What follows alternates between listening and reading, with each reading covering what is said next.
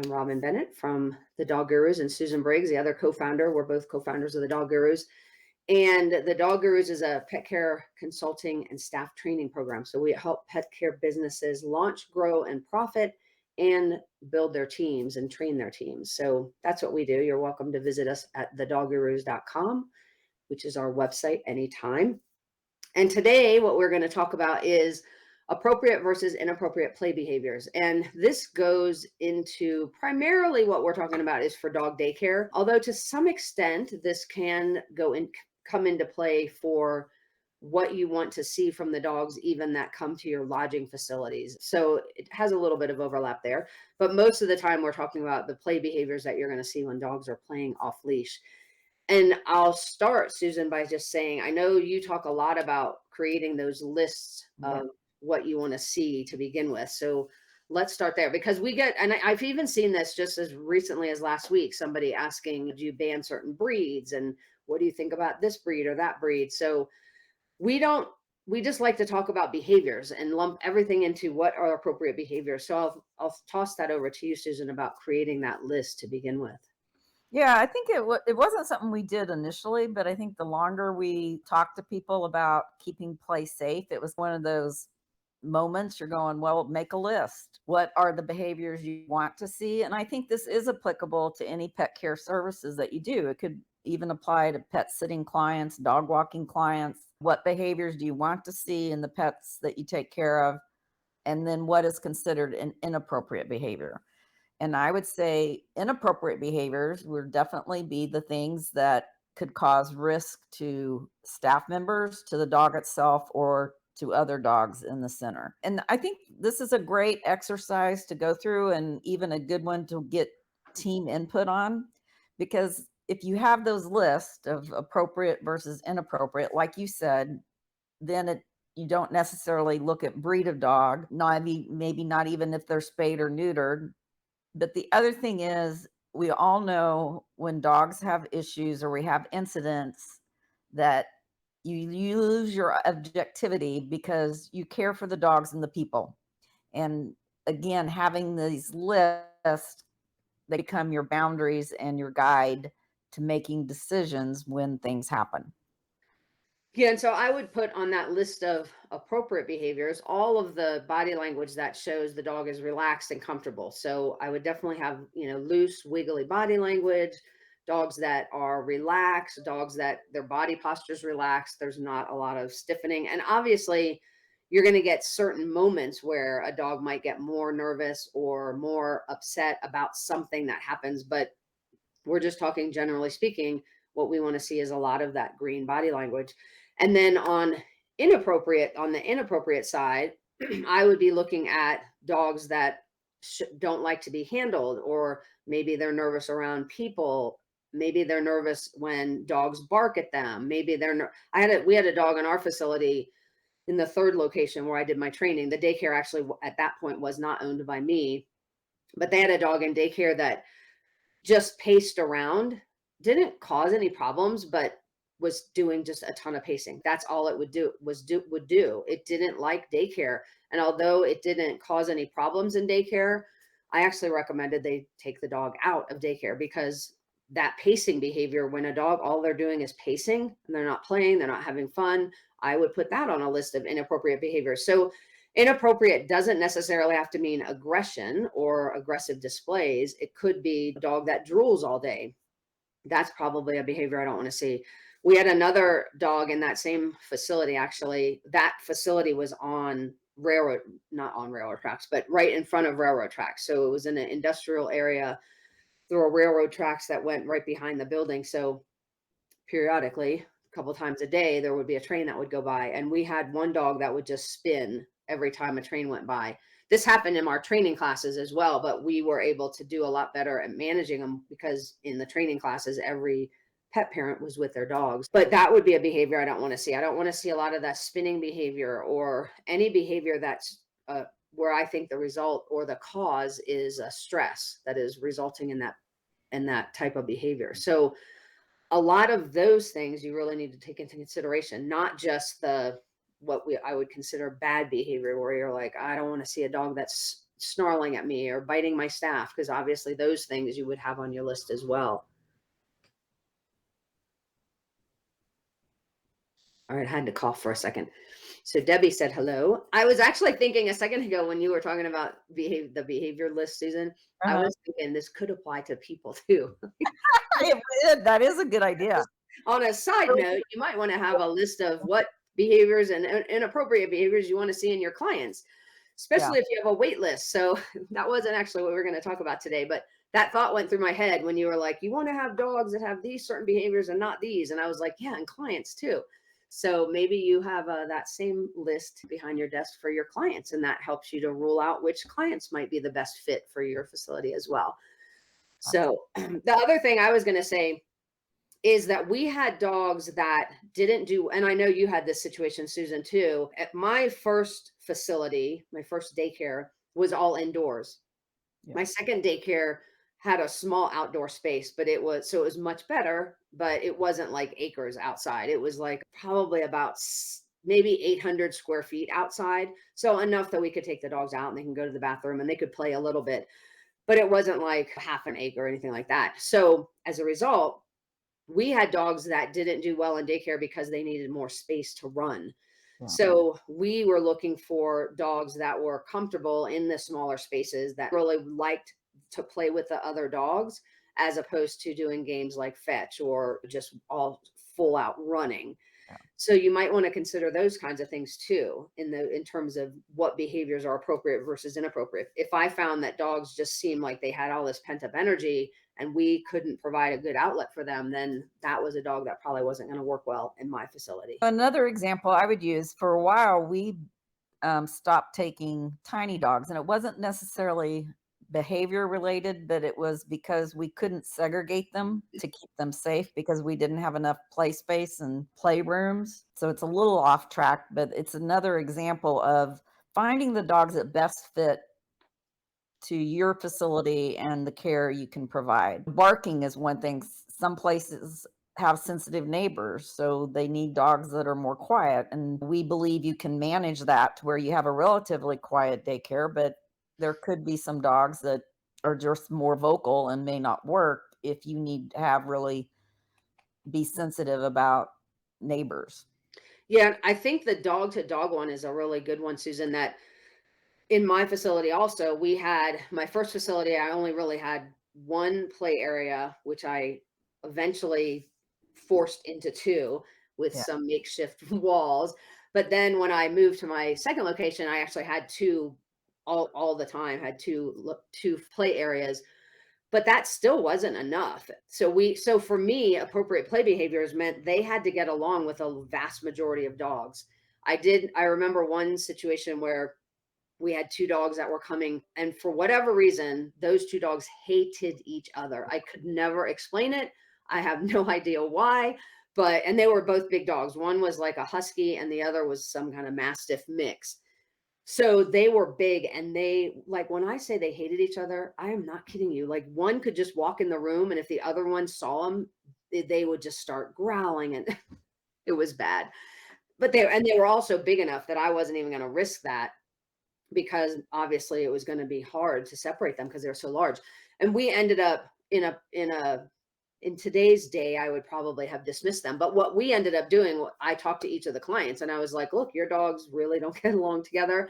And I only have one large group. I had a large play group and then I had dogs that were smaller. And so I arranged with them for the dogs to come on separate days, and they were fine with that.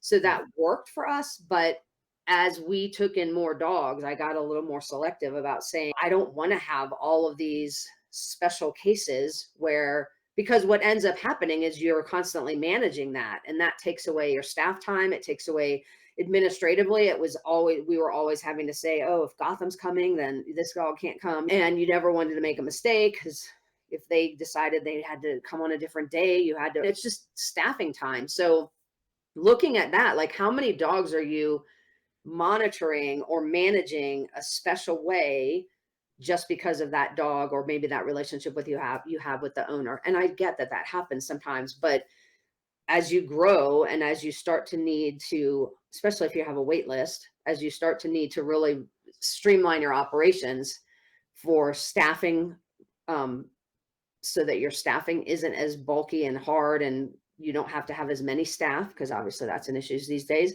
And you're just trying to streamline your overall operations to make it simple. I would look at those things and say, do we need to just say if dogs don't get along with the vast other dogs that are here, they can't come? Yeah. Yeah, I think we've seen this a lot. Newer facilities, you take dogs that are more borderline, and then as you get busier, they can become harder to manage. It's hard on your staff. Managing dogs that have inappropriate behaviors can lead to turnover. And right now, you need to keep all of your experienced staff that you can. So not only will this help with the dogs, it will should help your staff retention as well, because it's draining to manage a group of dogs. And then if you're having to constantly work with one or two dogs to keep everybody else safe and keep them out of trouble, it's a challenge for the staff member and it's not fun for them or the other dogs. So I'm typing something in here that I just Okay. wanted to remember to say, which is this a really good exercise to do to find out if you are setting the right parameters. And Susan and I have talked about this a lot. So we talk about in our book Off Leash Dog Play, we talk about red, yellow, and green behavior. So it's great. If you don't know those, go look at them in the book. But for simplicity, you can do this whether you've looked at the book ever or not. And the way to think about it is you've got red behaviors, which are obvious signs of aggression, snapping, snarling, like the dog who's, wow, that dog should not be here. And everybody agrees with it. Hopefully, you don't have any of those. So we just rule the red out. If you have some of those dogs, then you definitely need to get them out because those are dogs not suitable for daycare. Then you've got green dogs. Those are the dogs everybody would be like, this dog is so easy. He loves everybody. Play style is great no matter who he plays with. Like, just this never causes any problem, but is also having fun.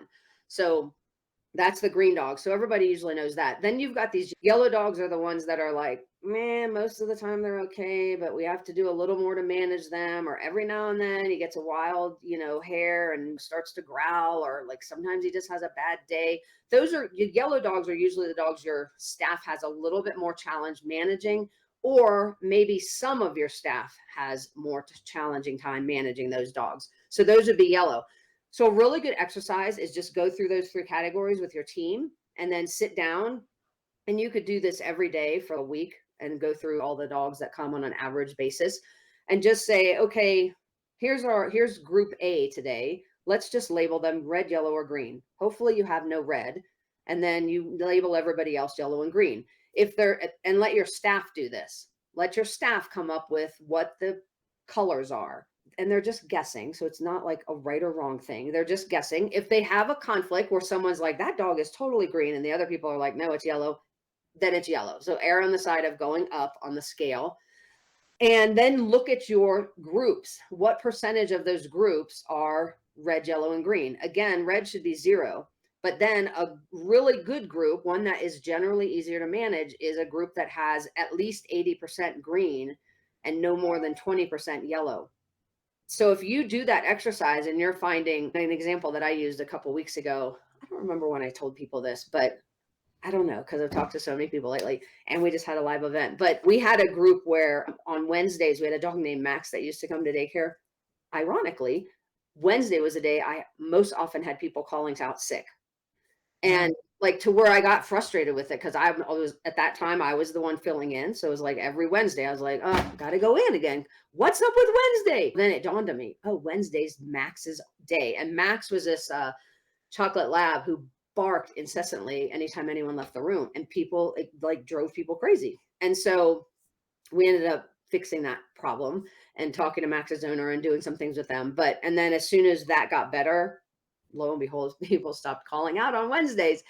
So look at those ratios and then really look at what are the behaviors that are happening with those yellow dogs, especially if you have more than 20%, because those are what you probably start needing to put some parameters around to say those are behaviors we really don't want to see in the dogs in our groups.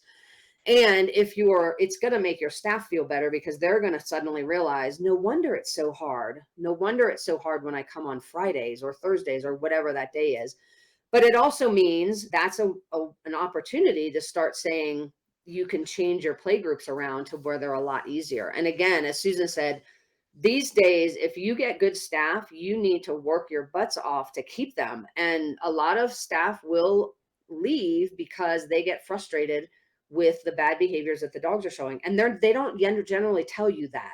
No. You're going to leave and say, found another job. I don't really like this. It's not really for me. That maybe they absolutely love dogs.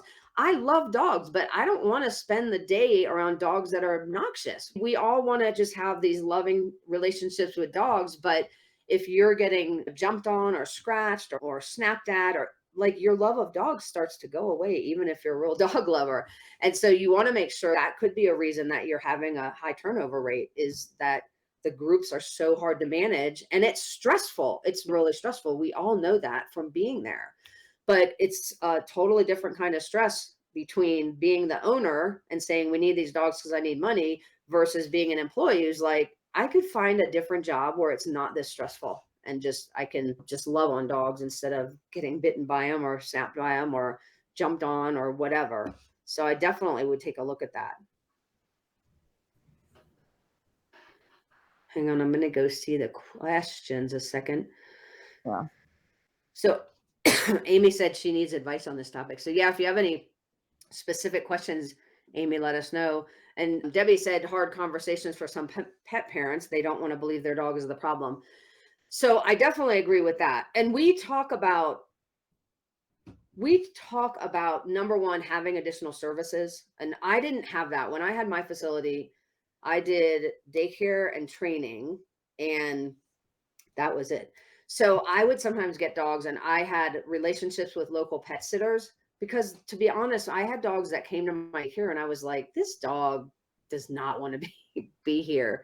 He just wants to like hang out at home and maybe have someone walk him. And I would refer I would refer that family to a pet sitter and I would say it's just all about the environment. It's nothing to do with their dog. Their dog is great, but this environment that you're trying to put your dog in isn't really the best environment for their dog. What we recommend now is to have multiple services when that's possible based on your facility, and not that everybody's going to do pet sitting. You might still refer that out, but if you can have other activities or other packages that you can offer people to where that pet owner can say, I need an outlet for my dog during the day. And you can say, great, we have daycare for some dogs. And then we also have daytime lodging that we can have your dog come in and lodge for the day. And we'll take them out 4 or 5 times and play all these activities with them. Or you might do enrichment daycare, which is smaller groups, which is better for some dogs. So you basically are telling that owner, we can help you figure out what the best thing is for your pet.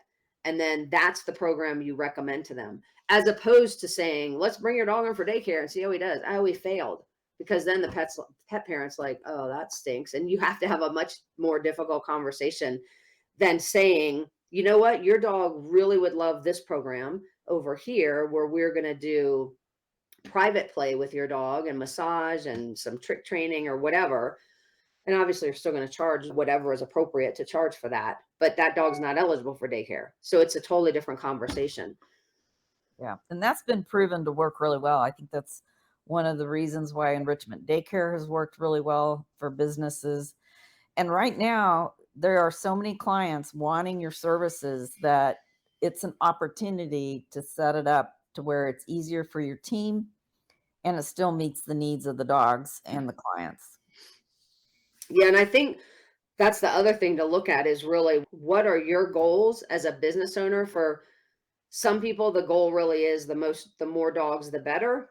And that's great. For other people, it's a financial goal. Like, I want to be able to get X amount of revenue so that I can pay my staff and pay myself whatever wage that you want to pay yourself, which is great. Also, for some, it's, I just want to take care of dogs as safely as possible. So you want to look at what your goals are, because for a lot of people, especially right now, we know a lot of people that have stopped taking in new dogs because their staffing is short and they don't have enough staff. So that's a good opportunity to say, let's really look at the dogs we have, make sure they're the right ones. Possibly it's a great time to look at changing over to something like enrichment daycare, where you're going to have fewer dogs but spend more quality time and hopefully generate more revenue. It's also a good time to look at what are the dogs that maybe should go into another activity as opposed to daycare? If you have, when you start going through those, what do we really want in terms of appropriate play versus inappropriate play? And is that a match for what we actually have in our play groups? So this is actually a good time to start to look at all of that and refine your business to where it makes the most sense and is safest for both the dog coming as well as your staff. Yeah. And this summer, things are going to get really busy with lodging dogs that you may not have seen or new lodging dogs. And so, again, having these objective lists that make set dogs up for success and your team up for success in your business makes the conversations that you may have to have easier because, again, it's about what works best in your center, in your play groups, or your services to keep everybody safe and having fun. And bottom line, that's what the pet parents want. And they do respect you for your honesty. I think we've heard stories that clients that have had hard, honest conversations, oftentimes, if they get another dog, they'll come back or they'll refer people because they appreciate that honesty. And you can say it with kindness.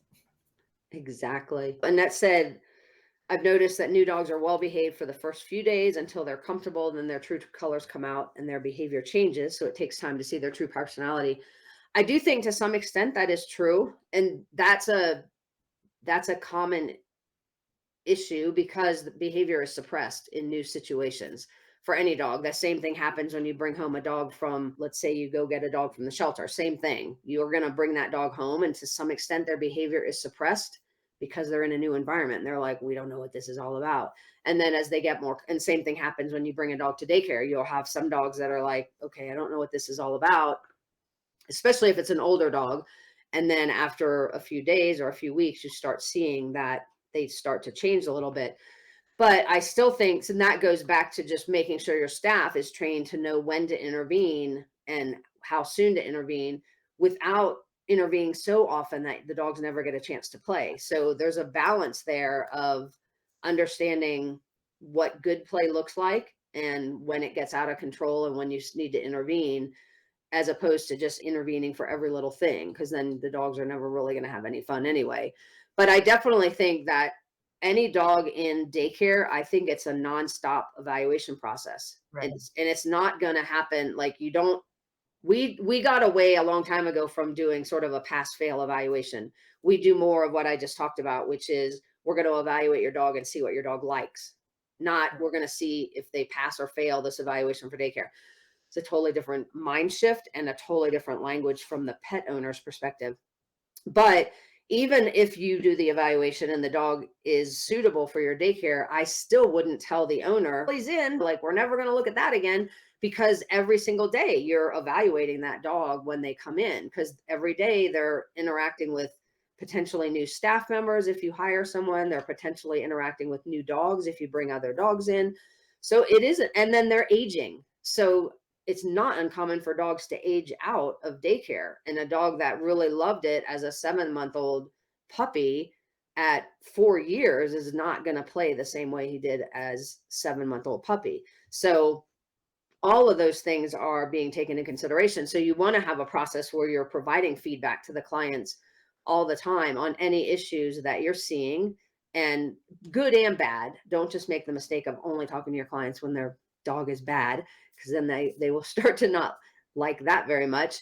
But you also want to make sure there's feedback to say, hey, is anything going on in the house? Because we saw this today and we don't normally see that. And keeping those lines of communication open, because you might have to switch those activities for those dogs if they start to not work well in a playgroup environment. Yep. And I think the key is that we're really giving you permission to set the boundaries that work best for your business and the other dogs that you have in your care. Daycare and playgroups are not appropriate for an environment for all dogs. And I think if you communicate that way with prospective clients, you're setting that groundwork. And you can even talk about that you have lists of behaviors that are appropriate or inappropriate. And I can tell you that people who have some of the breeds that can get stereotyped or they are spaying and neutering later, they will appreciate that you're looking at behavior and not just making these blanket decisions based on other things. Yeah, and I do think that permission is the biggest thing. I put in the comments, you want to create the business of your dreams, which means a business of dogs of your dreams as well, and clients of your dreams. To go back to the beginning Exactly. where we said this probably applies to clients too. Now more than ever, there are more dogs in the pet owning public now than there have ever been at any other time, especially coming through COVID because so many people got dogs during COVID.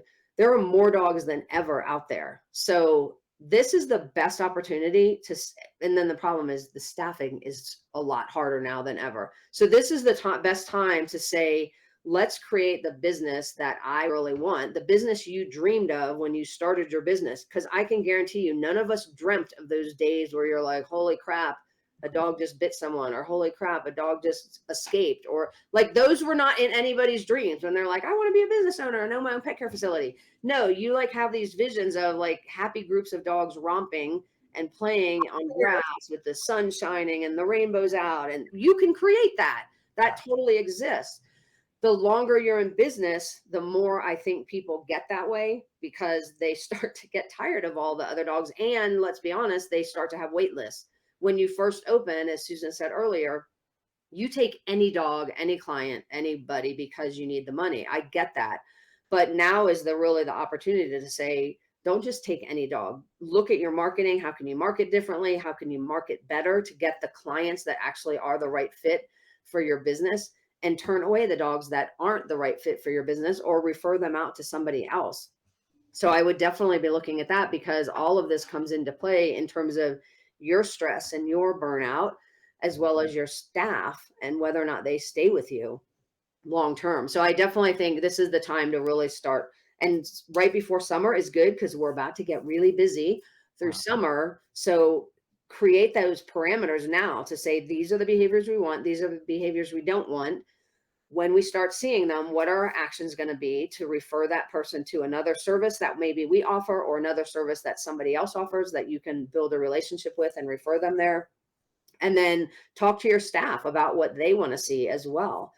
So I would start doing all of that now so that you're ready to implement this stuff when you start getting busy in May after Right. Memorial Day. And some of that's starting now. But I did put a link in there to our site that has our staff training program. So if your staff doesn't have any idea or needs refresher training on staff training, we offer two programs. One is called Knowing Dogs, which is our canine body language program, and then we also have Pet Guru College, which is a whole onboarding training for staff as well as seasonal staff. So if you're interested in that type of training, you can check out the doggurus.com/membership. Pet Guru College does include Knowing Dogs. So you're actually getting both of those products. You get both of them together if you get Pet Guru College. And the program is an online program. So you sign up and then your facility gets established on our learning management system. And then there's an administrator from your facility who is able to add employees. And then all the employees get their own individual login. You can track their what the work they've done. You can track what they've done on tests. You can track their progress through the program and add and delete people as you need to. So you can check that out.